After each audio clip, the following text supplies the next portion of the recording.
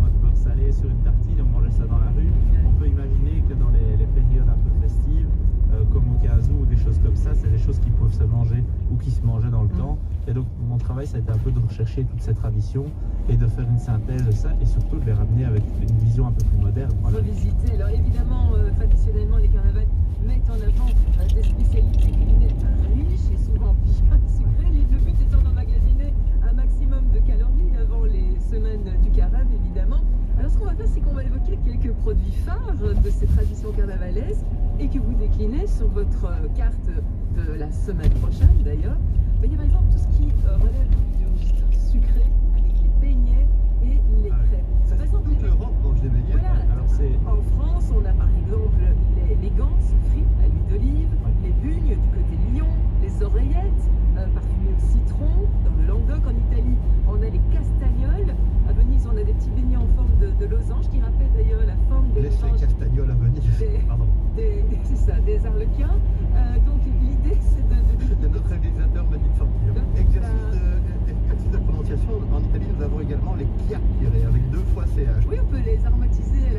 Angers. Ouais.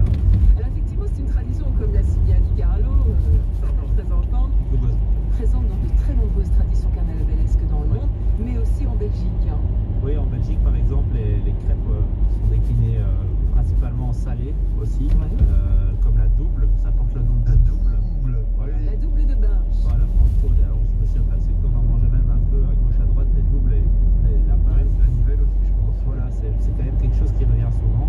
Donc, au niveau de la double, c'est quoi? C'est une crêpe bien levurée Oui. avec de la farine de sarrasin, parce que le sarrasin était fort utilisé à l'époque parce que moins cher presque que la farine de blé. Et alors, c'est farci avec un fromage normalement du herbe. Un fromage qui a Binche, mais pour le coup, pas local. Voilà, c'est ça. Et donc, du coup, nous, ce qu'on a fait, pour donner un petit exemple de ce qu'on peut imaginer faire à la maison, on a fait simplement une béchamel un peu épaisse, on a mis le herbe dedans pour vraiment donner ce côté léger. Et dessus, on est venu mettre des petits câbles pour un peu alléger ce côté fort du fromage, qui mélange de câble, persil. Et donc, pour manger ça avec un petit peu de beurre fondu dessus. Et c'est votre facile à crêpe, c'est plutôt une galette très fine ou Ça ressemble un peu à un pancake, hein. C'est un peu levé en fait. Mais levuré au baking powder ou au bicarbonate? Non, non, levuré à la levure fraîche. levure fraîche. Ouais, ouais. Donc, dans l'appareil de pâte à crêpes, C'est ça. avec des œufs pas de lait, avec le. Alors, il y a du lait. Ouais, c'est lait, levure, il y a des œufs également. Et alors, faut laisser lever cette pâte. Ça lève super vite parce Ah oui, parce que c'est liquide. il y a de la bière. Ah oui. Il y a de la bière dedans. Et donc, Ok. c'est vraiment, ça fait un espèce de pancake très C'est léger. épais. Ouais. Et puis alors, nous, on l'a replié simplement, un peu de beurre fondu noisette dessus, les petits condiments que je vous ai dit, mais ça, c'est le. Mais donc l'idée c'est de faire, en tout cas en ce qui vous concerne, une béchamel avec par exemple le fromage type herbe, C'est ça. agrémenté de petits capres pour donner ce petit côté un petit peu Et les plus capres vif. viennent Ouais. dessus à la fin. Ouais, Oui, c'est nous, ça. on les a mis dessus après. C'est ça, mais ça c'est une bonne idée de déclinaison, Carlo, pour Non, mais j'adore. un jour de l'idée la du capre. semaine prochaine. Donc la double crêpe de Binche, incontournable, vous l'agrémentez, et ça c'est bien, avec un bon fromage du pays, et le herbe se prête particulièrement bien à la recette. Du côté des beignets, est-ce que le beignet, vous pouvez le décliner en ce moment Alors, en takeaway, on n'a pas axé la recherche là-dessus parce que du beignet réchauffé, c'est pas très bon. Mais par contre, ce qui se mange à Malmedy, c'est les gaufres de carnaval. Donc Ouais. ça, c'est vraiment quelque chose qui est fait donc avant carême. Et donc, on mange des gaufres comme ça, juste saupoudrées de sucre avec de la crème fraîche. Ça, c'est vraiment une préparation sucrée emblématique de Malmedy. Mais une gaufre de carnaval avec une pâte de type pâte à gaufre liégeoise, c'est-à-dire pâte levée, ou une pâte de type pâte à gaufre bruxelloise avec du blanc d'œuf battu. C'est plutôt une pâte qui est... Donc le souhait de cette gaufre, en fait, c'est de garder ce côté croquant à l'extérieur et moelleux à l'intérieur. Donc le résultat ne veut pas être une gaufre liégeoise, c'est quand même assez consistant. Et alors, je vous dis, ça se mange vraiment un peu comme une gaufre plutôt de Bruxelles avec la crème fraîche dessus. Voilà déjà pour deux spécialités du merveilleux carnaval de Binche. Nivelles n'est pas en reste. Nivelles, c'est en Brabant wallon, hein, évidemment, Carlo. Et nous avons depuis la cité des Acclos, Fabienne Mailly. Bonjour Fabienne. Bonjour. Bonjour Fabienne. Bon, alors Nivelles, évidemment, 5e carnaval le plus important de Wallonie, le premier en Brabant wallon. Alors dites-moi Fabienne, vous êtes à la tête du bar Aljot. Alors, la tarte Aljot, on l'associe forcément à la ville de Nivelles, mais je ne l'associe pas forcément à la tradition du carnaval. Et pourquoi le carnaval? Parce que voilà, c'est un plat qui est bien consistant et quand qui dit carnaval dit festivité dit un petit verre. Et donc de temps en temps, il faut bien se rassasier. Et donc le plat idéal, c'est la tarte Aljot. Mais sinon, la jot, il y en a toute l'année, Fabienne. Oui, toute l'année, toute l'année. Vous me rassurez. Oui. Alors pour ceux qui n'auraient jamais entendu parler de cette spécialité, la tarte Aljot, Fabienne, c'est quoi exactement? Alors donc c'est une tarte salée à base de fromage, la boulette qui est un fromage au lait de vache, exactement, du maigre, tout à fait, des becs, du persil, des oignons, du beurre et des œufs. Ça vous Et quoi, sur une voilà. base, corrigez-moi si je me trompe, hein, sur une base de pâte levée mais qu'on ne laisse pas vraiment lever. Voilà, exactement. Voilà, donc une pâte à pâte. Voilà. Oui, plus ou moins. Et Plus donc, ou moins. l'appareil est élaboré à base de bêtes. Ça, c'est Oui, des immuable. bêtes et voilà. Ah, oui. Parce que Exactement. je voudrais que Fabienne le dise, c'est que la tarte Aljot, il faut qu'elle soit. Bichot, bislette, calpure, sèche, desclette. Voilà. Et donc, en français, Bien chaud, bien fait, que le beurre dégouline. oh, magnifique. Et donc, ça fait partie d'une des grandes traditions lors des festivités du carnaval à Nivelles, c'est de servir cette fameuse et emblématique tarte à Jot. Ça, vous le confirmez, Fabienne? Oui, ben, comme disait votre collègue, la tarte à Jot se mange vraiment toute l'année. Mais la moindre occasion est bonne. Et le carnaval, évidemment, j'en sers à 5h du matin. J'ai des gifs qui viennent manger leur Jot à 5h du matin. Il démarre aussi la journée avec le champagne et les huîtres comme à Binche. Oui. Il est spécialisé dans les sublimes tartes à Jot, mais il y a aussi le bar à Jot. Ce bar à Jot, il a été créé pourquoi? Pour combiner d'abord votre passion pour la tarte à Jot et les bières locales, c'est ça? Exactement. Ça a été un peu un hasard de la vie qui a fait que j'ai commencé à faire des tartes à Jot.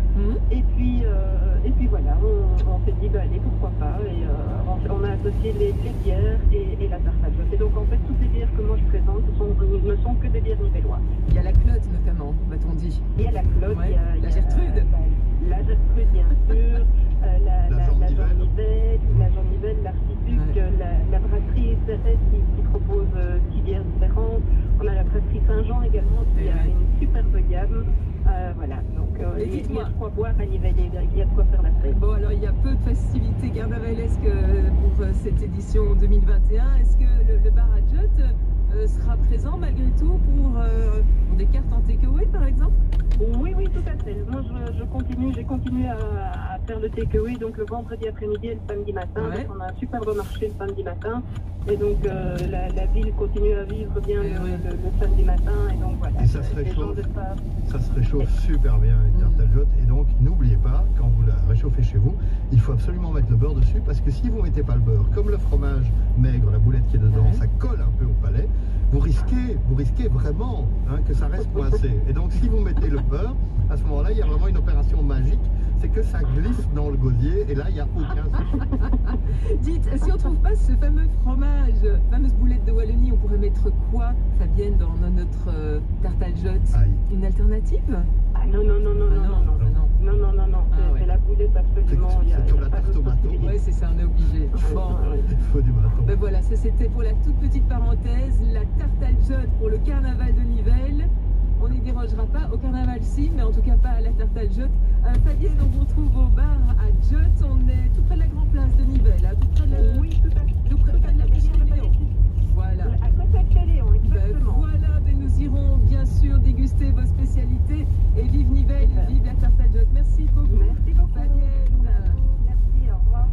Stéphane Jacobs, petite réaction sur cette tarte à Jot. Vous connaissiez cette tarte, bien entendu? Oui, je connais, et on en a déjà travaillé justement en takeaway parce que ça se réchauffe bien au restaurant en accompagnement d'un plat. Et c'est quelque chose que je trouve chouette parce qu'on peut un peu, bon, il y a la recette traditionnelle, on va rester dans la tradition, mais alors on peut toujours un petit peu changer les dosages. Nous on a mis plus de bêtes, du coup ça va être un caractère un peu moins lourd quand même. Moi ce qui m'avait impressionné c'est la quantité de beurre qu'ils mettent là-dedans, c'est incroyable.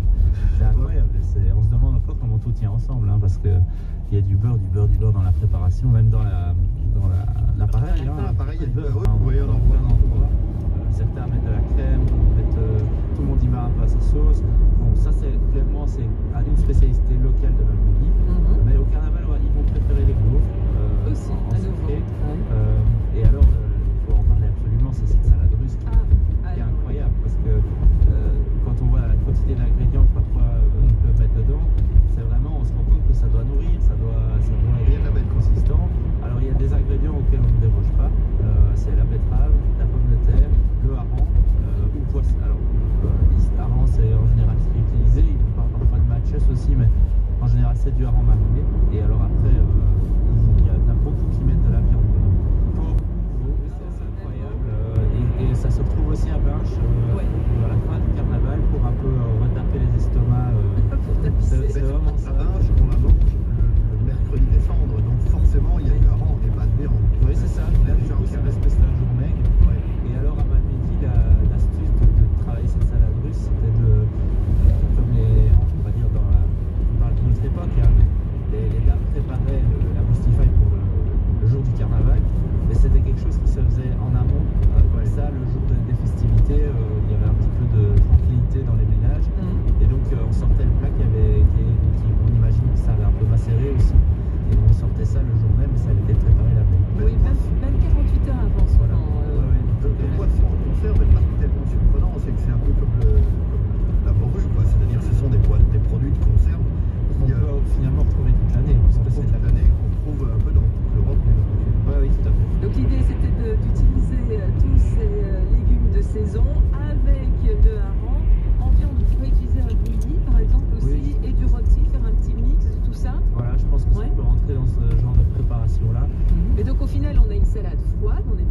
c'est froid. Ça, Oui. c'est froid, oui. On a ce côté avec le. On n'a peut-être pas dit, est-ce qu'on vous mettez des pommes acidulées, type granit? Nous, on va la travailler. Ouais. La semaine prochaine, on va travailler la pomme, justement pour ramener un peu cette fraîcheur et comme ça va être une entrée, avoir quelque chose d'un peu plus élégant. Ah oui. Et on va la travailler plutôt en entrée. Comme on veut travailler un poisson frais, on part sur un poisson bleu, comme un maquereau par exemple, qu'on va faire mariner nous-mêmes. Et après, on va vraiment essayer de donner une élégance à ce plat qui est quand même, n'oublions pas, une grosse salade où on a tout mélangé.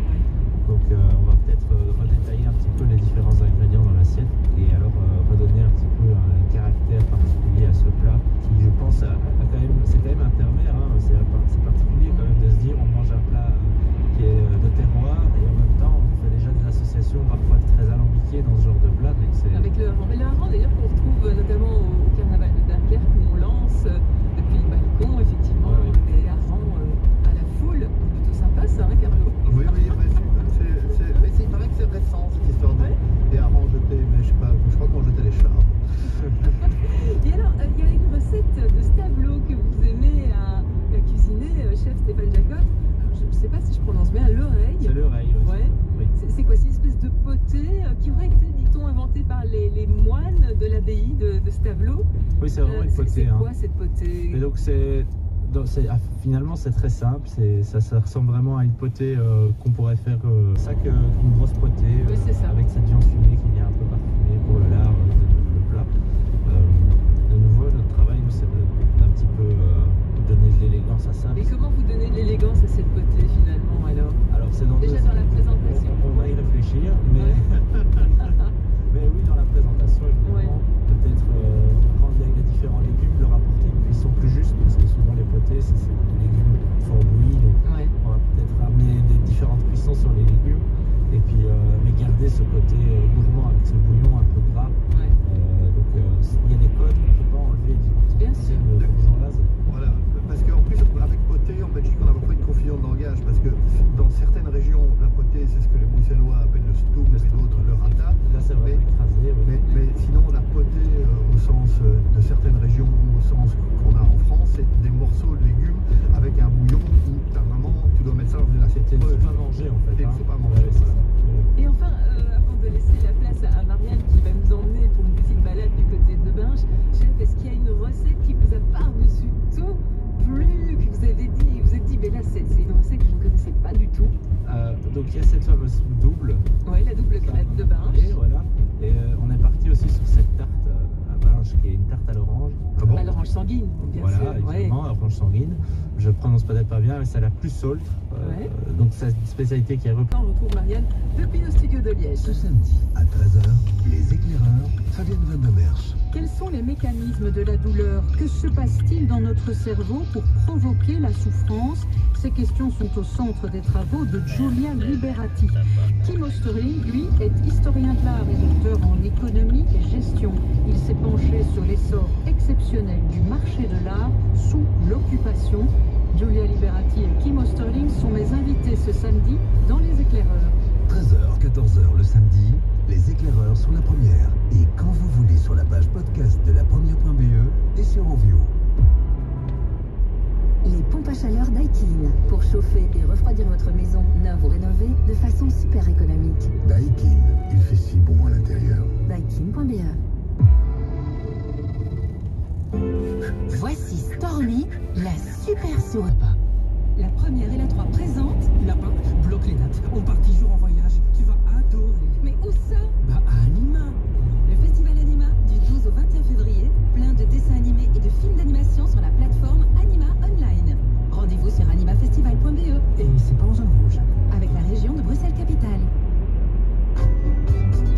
Avec le Brupass XL, voyagez dans Bruxelles et ses alentours en combinant la STIB, la SNCB, le TEC et de Lane. Sans changer de ticket. Bruxelles, c'est nous tous. La STIB. La nouvelle vient de tomber, l'Union Européenne s'interroge. Sur les 10 moments forts de la Fashion Week. Fumée blanche au Sénat qui approuve. Le grand retour de la Coupe.be. Et c'est pas en zone rouge. Avec la Loterie Nationale, le Vif et le Journal le Soir. 11h midi, Bientôt à table sur la première. avec Sophie Mousse. Carlo, Oui. Oui, Sophie. Je vous emmène à Binche. Ça vous dit? Oui. Oui.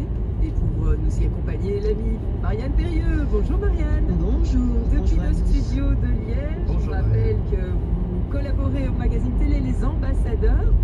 Et puis la destination évidemment est de circonstance puisque c'est Binche qui est à l'honneur cette semaine. Mais oui, avec la rediffusion, je dois l'avouer, d'une émission qu'on a consacrée à Binche il y a 2 ans. Et puis on s'est dit évidemment, puisque le carnaval est annulé cette année, que ça ferait vraiment super plaisir aux Binchois et aux téléspectateurs d'abord de revoir cette émission, de replonger dans l'ambiance de ce carnaval qui, on le rappelle quand même, attire la toute grande foule chaque année, des visiteurs étrangers d'ailleurs, surtout depuis la reconnaissance par l'UNESCO comme patrimoine oral immatériel de l'humanité en 2003. Bon, cela dit, Binche, on peut quand même y aller pendant les congés carnaval, même s'il n'y a pas de carnaval, on peut s'y balader. Alors citons notamment la découverte des remparts, donc c'est ce qui subsiste de l'ancien château de Marie de Hongrie, érigé au XVIe siècle. Alors Marie de Hongrie, qui est-elle? Eh bien, c'était la sœur de Charles Quint, donc elle résidait à Binche. Charles